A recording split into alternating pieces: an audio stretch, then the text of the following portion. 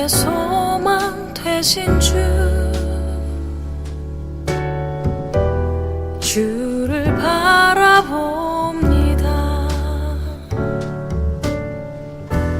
다시 오실 나의 왕 예수, 주를 기다립니다.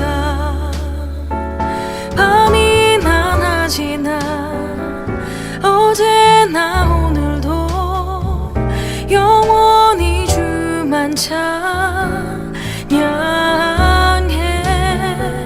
괴롭고 슬플 때 낭망하여 넘어져도 언제나 주만 찬양하겠네.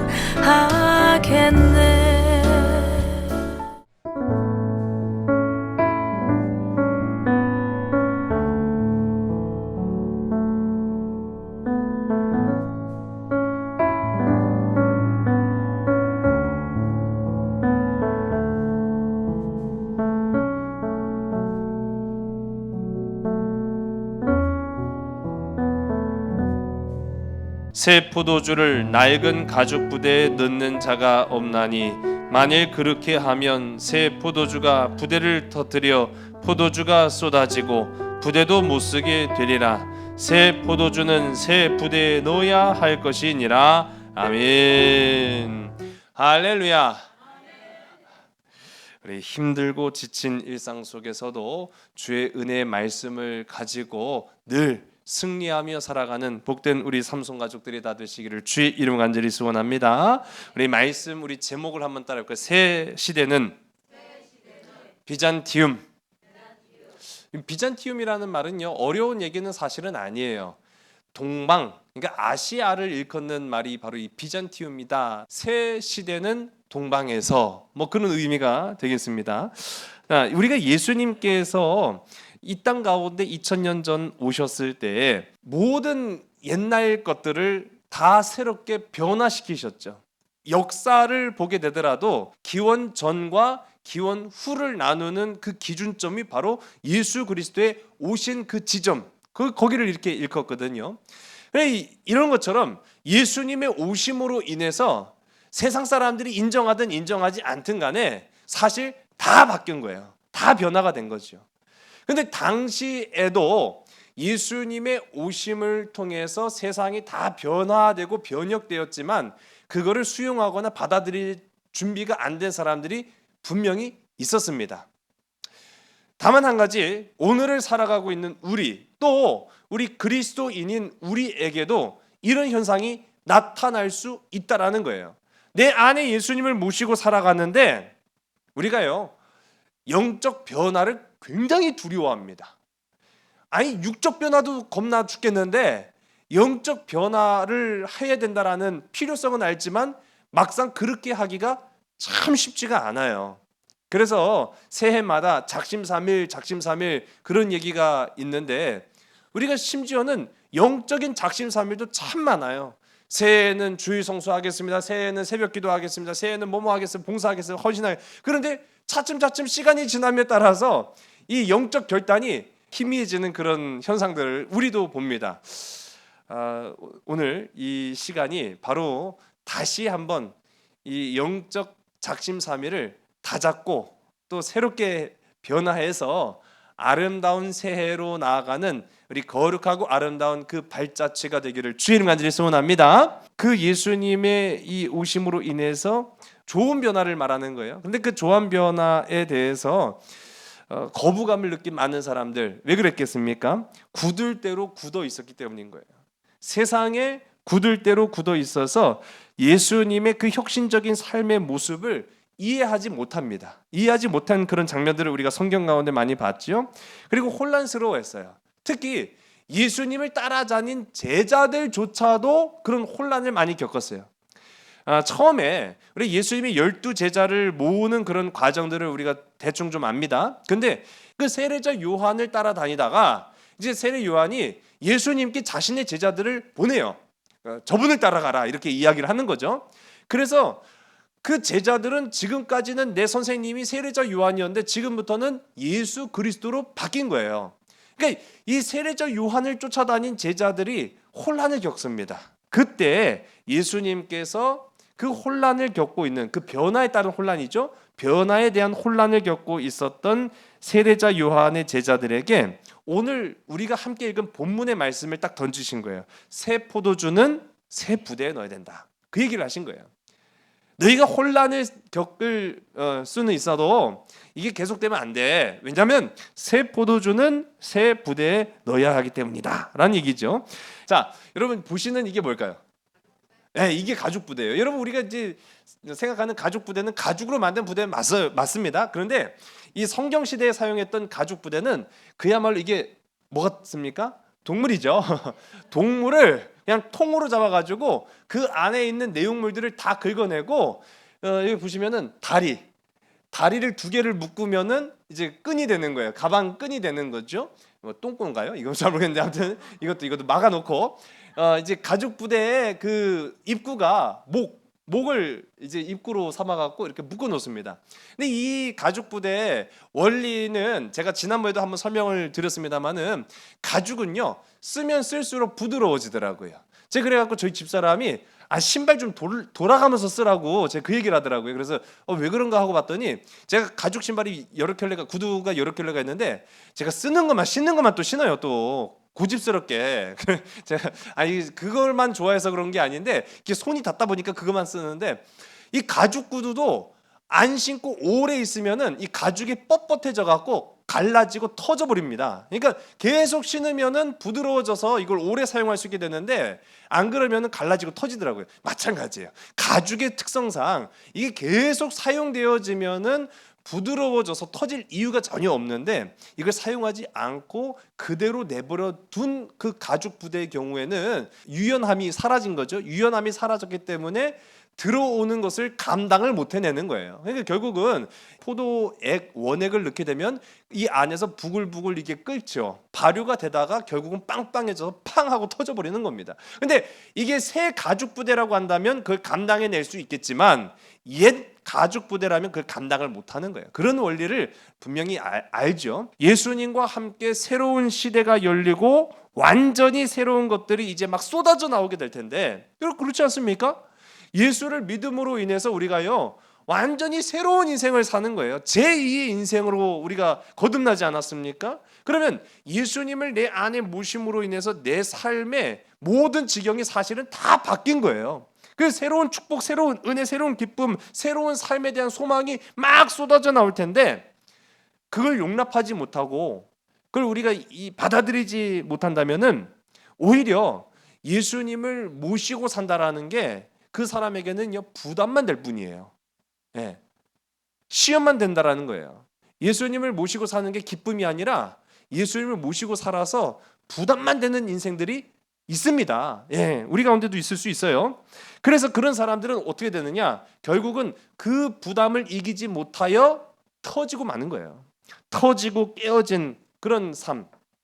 그게 굉장히 안타깝죠. 그런 것에 대한 이 경고의 메시지일 수도 있다라는 것이 오늘 우리가 함께 읽은 본문의 말씀인데 콘스탄티누스 황제가 밀비우스 전쟁에서 승리한 이후에 새로운 로마의 미래를 제시했어요. 그게 뭡니까? 기독교 국가의 도래였다라는 거예요. 이전까지는 기독교를 250년 동안 탄압하고 박해했던 로마가 이제는 완전히 새롭게 되어서 이 콘스탄티누스에 의해서 이제 새로운 미래를 제시하는 대안이 이제 됩니다. 그 역사적 사건이 바로 우리가 313년 2월 3일 밀라노 칙령이라는 것을 선포합니다.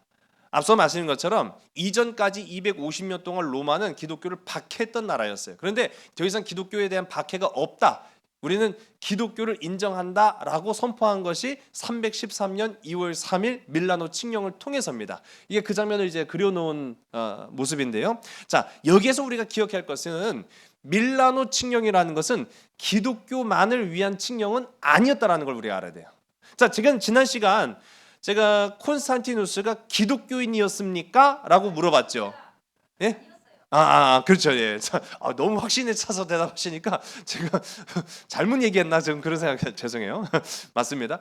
처음에는 아니었다고 제가 말씀드렸어요. 처음에는 기독교인이 아니었어요. 이제 차츰차츰 이제 변화되는 그런 과정을 좀 볼 수 있습니다만은 어쨌든 간에 처음에 기독교인이 아니었기 때문에 이 콘스탄티누스가 로마라는 거대한 제국을 통치하고 다스리면서 이 종교를 믿는 사람도 있고 저 종교를 믿는 사람도 있고 제가 그렇다고 말씀드렸어요. 그래서 모든 종교인들을 박해하지 않았다라고 제가 말씀을 드렸습니다. 자, 그런데 이 밀라노 칙령이라는 게 바로 그런 의미를 담고 있는 거예요. 기독교만을 위해서 선포한 칙령이 아니라 이제 로마는 모든 종교에 대한 관용을 가진다라는 의미를 담고 있는 거예요.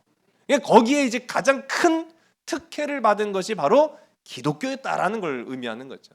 이제 이 기독교가 그렇게 해서 밀라노 칙령으로 음지에서 양지로 드러납니다. 그런데 여기에 이 밀라노 칙령을 선포한 것은 콘스탄티누스 황제만이 아니었다라는 거예요. 그게 바로 리키니우스라는 사람인데 제가 이 화면을 보시면은 오늘 등장인물이 많아가지고 아예 이름만 딱 써놨어요. 네, 오늘 우리가 다뤄야 될 등장인물들입니다. 자, 그 보시면은 리키니우스가 황제인데 자기 여동생의 신랑이에요. 근데 이 여동생이 바로 누구냐? 여기 보시면은 콘스탄티아라는 이복 동생입니다. 콘스탄티아라는 이복 동생의 남편인데 사실 이 콘스탄티아하고 리키니우스 두 사람의 결혼은 정략 결혼이었어요. 눈에서 막 불꽃 튀고 막 그래갖고 사랑해갖고 결혼한 게 아니라 정치적인 결혼이었습니다. 근데 그 이유도 사실 뭐냐면은 콘스탄틴이 밀비우스 전쟁에서 이기고 로마의 새로운 그 통치자로 급부상하면서 이 리키니우스가 위협을 느낀 거예요. 야, 이거 내가 누구 편에 서야 되나라는 이제 생각을 한 거예요. 그러다가 안 되겠어. 내가 콘스탄틴 편에 서는 게 내 명을 길게 하는 방법인 것 같아라는 이제 생각을 한 거죠.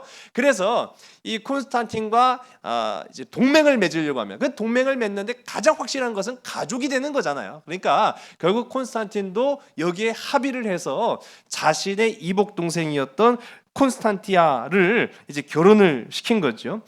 그렇게 해서 가족이 됩니다. 그런데 중요한 거는 뭐냐면은요. 이 리키니우스도 정략 결혼이었기 때문에 사실 콘스탄티누스를 그렇게 좋아하진 않았어요. 그리고 이 사실을 콘스탄티누스도 알고 있었습니다. 한번 이 콘스탄티누스가 암살을 당할 뻔했어요. 이 배후에 누가 있었느냐? 자기 매제였던 누구죠? 리키니우스가 있다는 걸 알았어요. 그런데 그때는 좀 참았어요. 그런데 이게 결국은 갈등이 오래되면 오래될수록 이게 뭐 결국 해묵은 감정이 해결이 안 돼요, 사실은. 그리고 리키니우스는 서방을 통치했고 콘스탄티누스는 동방을 통치하다 보니까 이 두 그룹 간에 아주 미묘한 갈등이 발생해서 결국은 전쟁을 하게 됩니다. 전쟁을 했는데 콘스탄티누스가 이겨요. 314년 10월 8일에 전쟁을 했는데 리키니우스가 패배해요. 리키니우스가 패배를 하고 도망을 쳐요. 근데 도망을 쳐봐야 사실 이 콘스탄티누스의 손바닥 아니거든요. 여동생 이 콘스탄티아가 여보 항복합시다. 당신이 항복해갖고 내가 오빠한테 살려달라고 하면 죽이긴 하겠냐고. 그렇게 해서 이 아내의 권유를 받아들여서 콘스탄티누스한테 항복을 해요. 붙잡혀요. 붙잡히고 나서 이 리키니우스가 유배를 갑니다. 유배 간 장소가 우리하고 굉장히 친숙한 곳이에요. 데살로니가에 유배를 갑니다. 데살로니가에서 유배 생활을 하던 도중에 결국은 이 리키니우스는 사형당해요. 인생은 멀리서 보면 희극이지만 가까이서 보면 비극이다.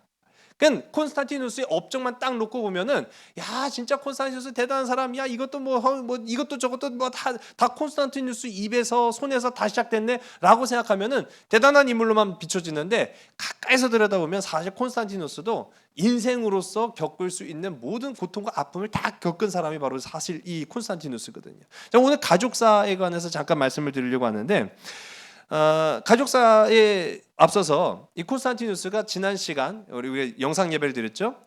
이렇게 막 저렇게 막 흩어져 있던 교회를 하나로 묶기 위해서 니케아 공의회를 이제 개최를 합니다.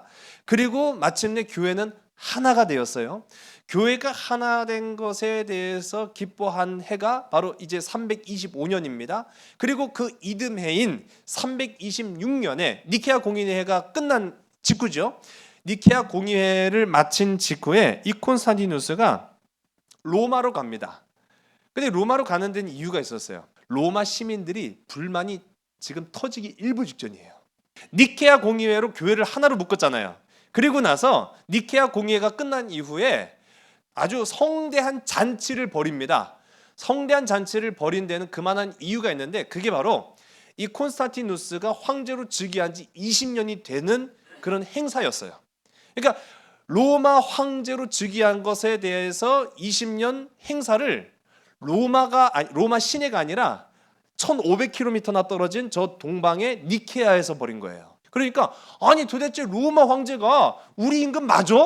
아니 여기에서 수도인 로마에서 뭘 대행사를 하든지 그렇게 해야지 저 멀리 알지도 못하는 저 동방의 나라에서 행사를 하고 야 이거 너무한다 이렇게 이제 로마 시민들이 불만을 토로하니까 이 로마 시민들의 불만을 잠재우기 위해서 갑니다. 그래서 로마에서 다시 20주년 행사를 치르기 위해서 가는 거예요. 그런데 그 갈 때 로마 황제인 콘스탄티누스만 간 게 아니라 온 가족을 다 데리고 가는 거죠. 그 가족들의 이 명단이 리케니우스를 제외하고 헬레나 어머니죠. 콘스탄티누스의 어머니입니다. 그리고 파우스타 콘스탄티누스의 아내예요. 그리고 콘스탄티아 이복 동생이죠. 리키니우스의 남편 아내였던 콘스탄티아. 그리고 리키니아누스 얘는 바로 그러니까 리키니우스의 아들인 거예요. 조카를 데리고 와요. 그리고 크리스푸스라는 자기 맏아들 이렇게 동행을 해서 로마로 향합니다. 그런데 중요한 건 뭐냐면요, 이 가족 모임이 결코 행복하지 않았다는 거예요. 여러분 이번 그 설 명절에 온 가족 모여서 얼마나 행복합니까? 가족이 흩어졌던 가족들을 봐서도 행복하고 또 모여서 행복하고 뭐 아무것도 안 해도 사실은 그냥 모여서 보고 마주한 것만으로도 행복한 게 명절 아니겠어요? 그런데 온 가족이 모여서 그것도 여행 가는 거잖아요. 그런데 이 가족 모임이 결코 행복하지 않았다라는 거예요. 자, 그 이유가 뭐냐면 먼저 어머니 이 헬레나 보면 어머니 헬레나와 며느리인 파우스타 사이가 굉장히 안 좋았어요. 그 이유가 아마 들으시면 공감하실 거예요. 헬레나, 콘스탄티누스의 어머니 헬레나는 이혼 당한 사람입니다. 아버지 콘스탄티우스에게서 이혼을 당했어요. 근데 왜 이혼 당했냐면은 강제로 이혼 당했어요. 그 당시에 막강한 권력을 가지고 있었던 막시미아누스 황제가 야 콘스탄티우스 너 계속 황제하고 싶으면은 이혼해라. 막시미아누스한테 강제 이혼을 당해요. 강제 이혼을 당하고 그리고 난 이후에 이 막시미아누스가 자신의 딸이었던 파우스타를 콘스탄티누스의 아내로 맞이하게 합니다. 그러니 헬레나, 어머니 헬레나와 며느리 파우스타 사이가 좋을 리가 없는 거예요. 자기를 강제로 이혼시킨 아버지의 딸인 거죠. 며느리가. 그러니까 굉장히 적대적인 거예요. 그 40년의 세월이 지났거든요. 40년의 세월이 지났는데도 불구하고 그 앙금이 사라지지 않는 겁니다. 이 며느리 파우스타 입장에서도 이 어머니가 굉장히 싫은 거예요. 이유는 콘스탄티누스가 황제가 됩니다. 그리고 자신의 어머니, 이혼당한 어머니잖아요. 이혼당한 어머니 헬레나를 모시고 와서 살아요. 그런데 이 어머니가 어떤 어머니입니까? 나를 낳아주신 어머니잖아요.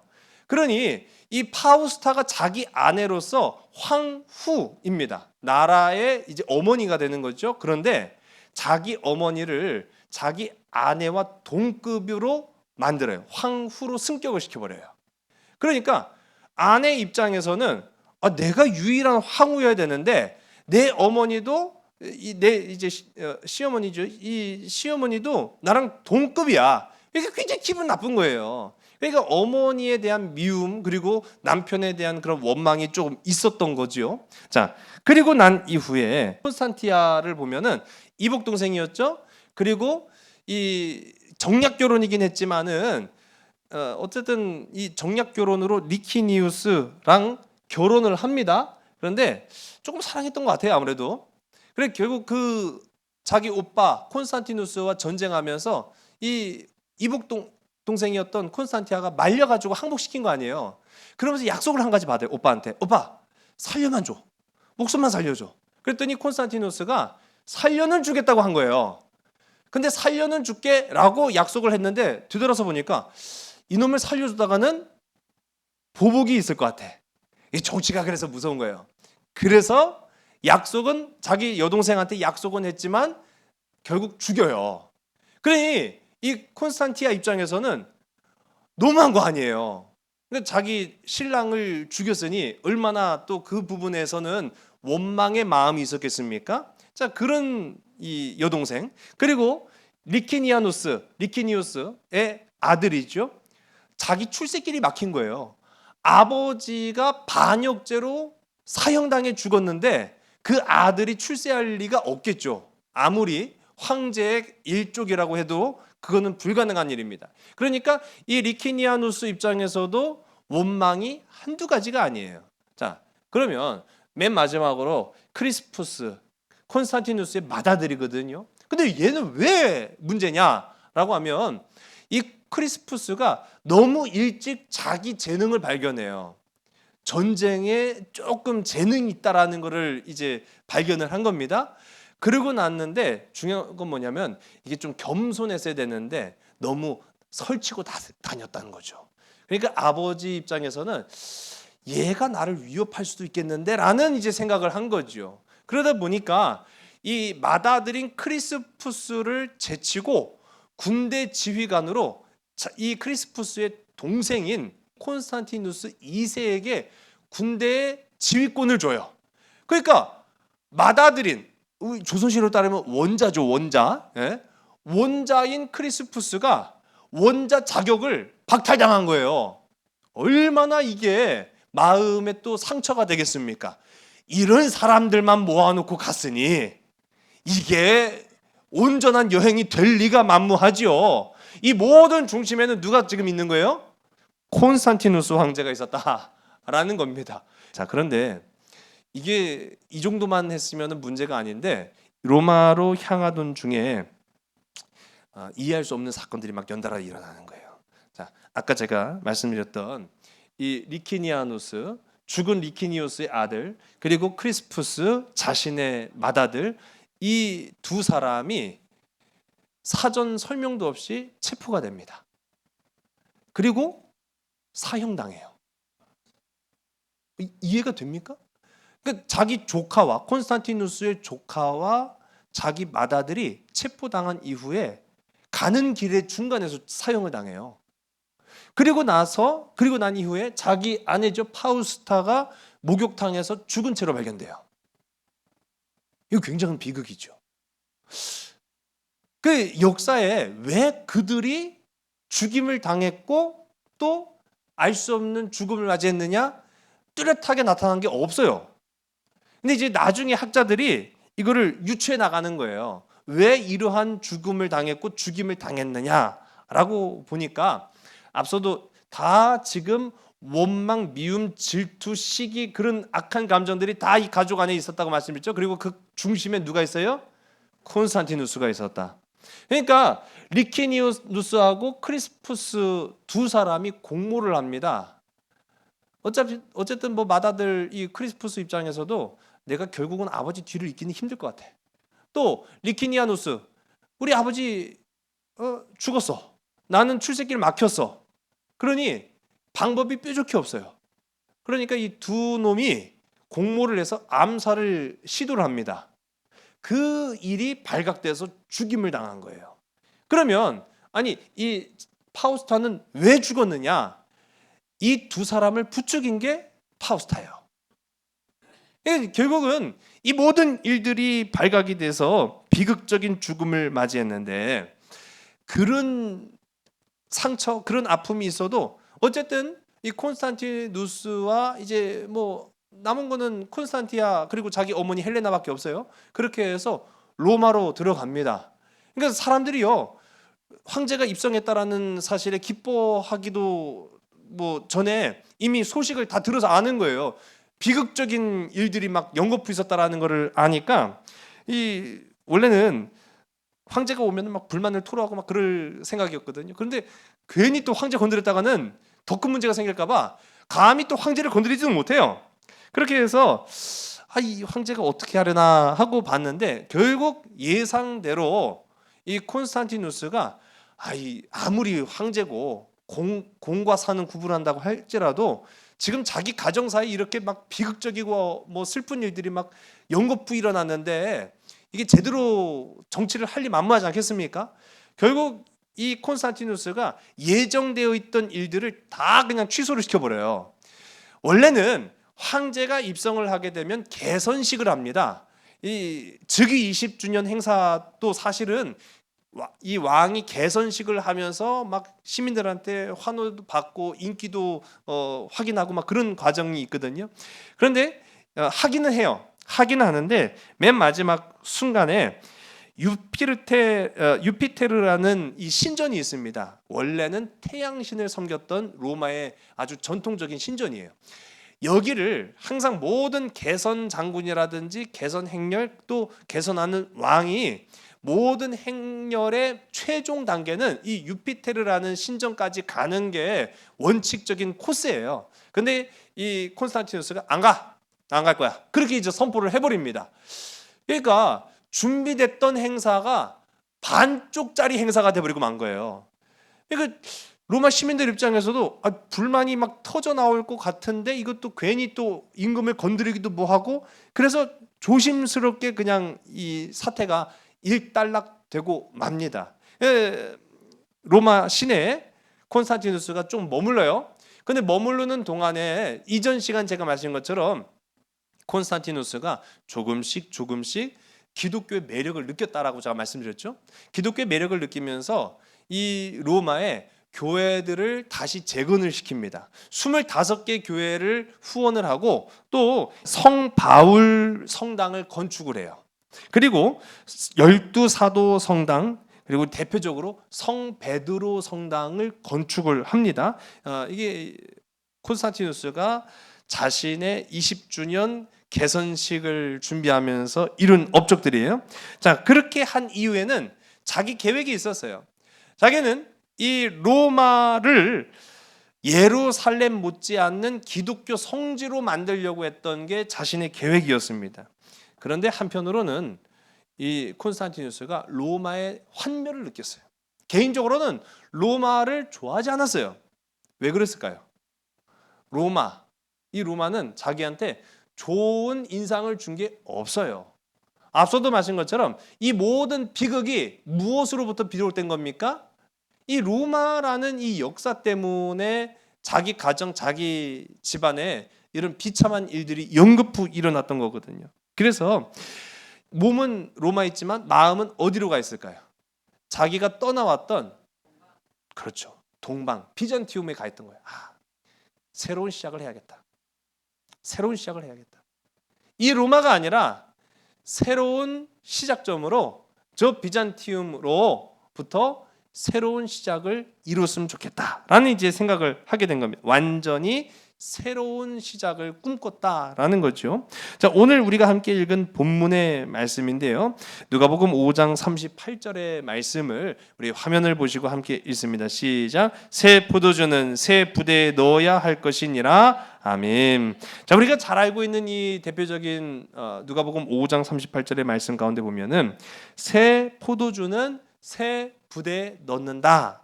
우리 이제 한글 성경으로 번역하니까 이렇게 되고 또 한문으로 보더라도 뭐 크게 다르지 않아요. 그리고 영어 성경도 보면은 새라는 이 새롭다라는 의미가 new 맞습니다. 그거예요. 그런데 원래 성경 헬라어 성경으로 보면은 이 달라요. 이 새 포도주는이라고 할 때 그 새는 네오스라고 합니다.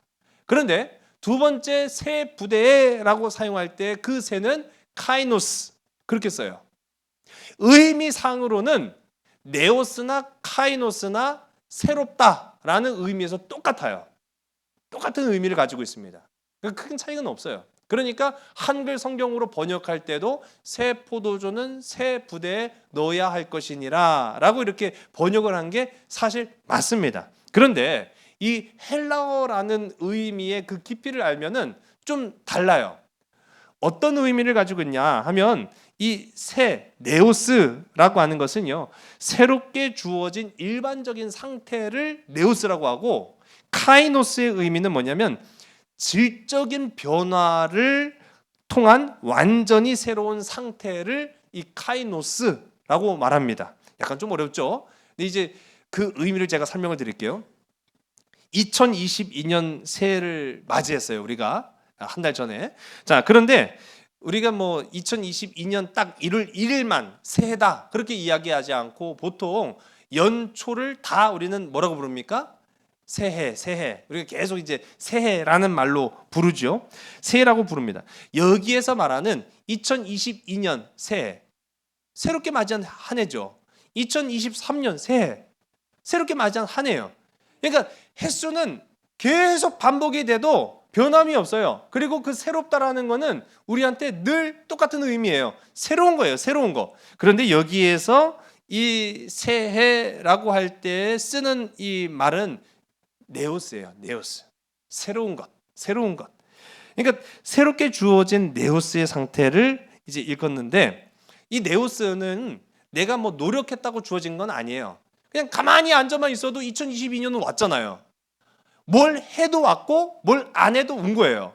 그러니까 새롭게 주어진 이 변화는 네오스인데, 문제는 뭐냐? 중요한 건 뭐냐라고 하면 카이노스라는 거예요. 카이노스. 이 카이노스의 새로워짐은 새로운 것들의 진정한 수혜자가 누가 되느냐? 바로 이 카이노스를 통해서 본질적인 변화를 한 사람만이 네오스의 주인이 된다라는 겁니다. 좀 어려운 얘기라서 다들 뭔 말인가 지금 그렇게 생각하시나요? 예? 그러니까 내가 변화가 돼야 되는 거예요. 달력에 변화되는 게 중요한 게 아니라 새해에 내가 변화되어야 그 새해의 기쁨과 소망과 열매가 내 것이 된다라는 거죠. 카이노스 해야 네오스가 가능하다라는 그런 의미인 겁니다. 그러니까 가치관과 이 품성의 본질적인 변화를 구하고 과거와 구별되는 나로 새롭게 변화됨을 체험하는 사람한테만이 진정한 새해 네오스가 열리고 하나님이 베푸시는 새로운 것들로 그 삶이 채워진다라는 겁니다.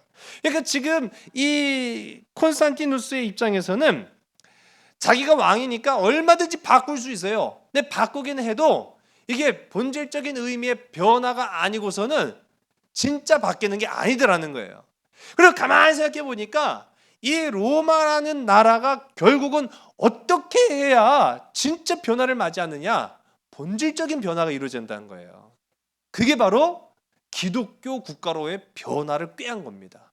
그게 바로 옛 수도였던 로마가 아니라 새로운 수도가 될 비잔티움의 소망을 둔 거예요. 그래서 로마가 아니야. 내가 아무리 지금 로마를 변화시키려고 해봐야 이 로마 사람들은 변하지 않아. 사실 그게 피부로 느껴졌어요. 왜냐하면은 지금 로마의 황제는 1500km나 떨어진 다른 곳에 통치를 하고 살고 있잖아요. 그리고 가만 보니까 로마 사람들이요, 밀라노 칙령 이후에 기독교의 자유가 주어졌어요. 그리고 기독교인 총독이 로마를 통치하기 시작합니다. 그런데 우리도 그렇지만은 보면은 아닌 사람들이 불만이 막 터져 나오는 거예요. 그러니까 다른 종교도 인정을 했기 때문에 기존의 태양신을 섬겼던 사람이라든지 기존의 로마에 충성했던 사람들을 시각에는 기독교인들이 이쁘게 보일 리가 만무한 거예요. 이 옛날에 이 기독교라고 해봐야 그 참 찌질하고 못 사는 놈들이나 믿던 그 종교가 이제는 지들이 주인이라고 그냥 설치는 거 보니까 꼴같지 않는 거죠. 그런 와중에 황제가 와서 보니까 별것 아니다. 뭐 그렇게 이제 반응이 나오니까 로마 황제였던 콘스탄티누스 입장에서는 이 로마에는 소망이 없다. 새롭게 시작해야 돼. 새로운 본질적인 변화가 있어야 돼. 그건 바로 새로운 도시, 새로운 수도야. 그렇게 이제 생각을 했던 거예요. 자, 오늘 이 말씀 가운데 새 부대에 채워지는 새 포도주의 이 충만함, 이거를 바로 이 콘스탄티누스가 꿈꾸지 않았는가라는 그런 생각을 해보게 됩니다.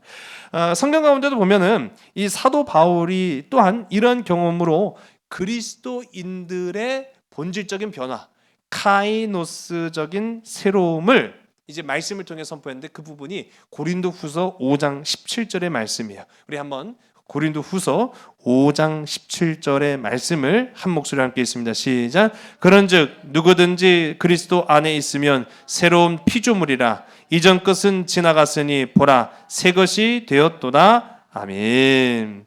여기에서도 나타나는 새로운 새 것이라고 할 때 이 헬라어가요, 처음 거는 카이노스예요. 그리고 두 번째가 네오스예요. 그러니까 그리스도 안에 우리가 있으면 내 상태가 변화되는 거예요. 본질적인 변화가 되는 거예요. 겉모습의 변화가 아니라 내 이전의 삶과는 아주 차원이 다른 본질적인 변화가 일어나는데 그게 바로 카이노스, 새로운 피조물이 되는 겁니다. 새로운 피조물이 될 때에 비로소 네오스가 도래하는 거예요. 여러분, 이 선포가 저는 바라기는 이 2022년 한 해 가운데 콘스탄티누스의 고백뿐만 아니라 우리의 고백이었으면 하는 그런 생각이 간절합니다. 많은 새로움이 있을 수 있겠지만은 가장 우리에게 중요한 것은 본질적인 변화, 그 변화의 시작입니다. 그것은 바로 예수 그리스도로 시작된다라는 사실, 우리 이 시간 기억하시면서 이 한 주를 살아가면서 여러분도 이제 결단하고 고백하시기 바랍니다. 작심삼일이 1년 되고 평생 될 수 있는 그 아주 중요한 결정적 요소는 본질적인 변화냐, 아니면 단순히 내가 새로운 것만을 추구하는 변화냐라는 차이에 있다라는 거예요. 새로운 것만을 추구하면은 결국은 우리의 심령의 상태라든지 육적인 상태는 네오스에 불과한 거예요. 계속 네오스만 추구하는 거예요. 새 것. 그런데 그게 나를 만족시켜 줄 수 없습니다. 그러나 내가 본질적인 변화, 내 안에 예수 그리스도가 있음으로 인해서 카이노스, 새로운 피조물이 되어버리면 모든 것이 네오스, 새롭게 된다는 거죠. 그러한 기쁨, 소망, 열매로 향하는 저와 여러분 우리 모두가 다 되기를 주의 이름으로 간절히 소원합니다. 기도하시겠습니다. 하나님, 새로워지기를 원합니다. 거룩하고 아름다운 변화가 우리 안에 있기를 간절히 소원합니다. 아버지 하나님, 이제 새해 새 기쁨 새 소망, 그리스도 안에서 카이노스, 새로운 피조물이 되게 하여 주시옵소서. 새로운 피조물로 변화되어서 우리 안에 주님이 채워주시는 충만한 기쁨, 충만한 사랑, 충만한 은혜, 충만한 열매로 새롭게 되게 하여 주시옵소서. 아버지 하나님, 우리 가운데 아파하는 많은 심령들이 있습니다. 육체적 고통을 주님께서 해결하여 주시옵소서. 모든 것을 주께 온전히 의탁하오며 참 사랑 되시는 나사렛 예수 그리스도 이름으로 감사하며 간절히 기도드렸사옵나이다. 아멘. 밤이나 낮이나 어제나 오늘도 영원히 주만 찾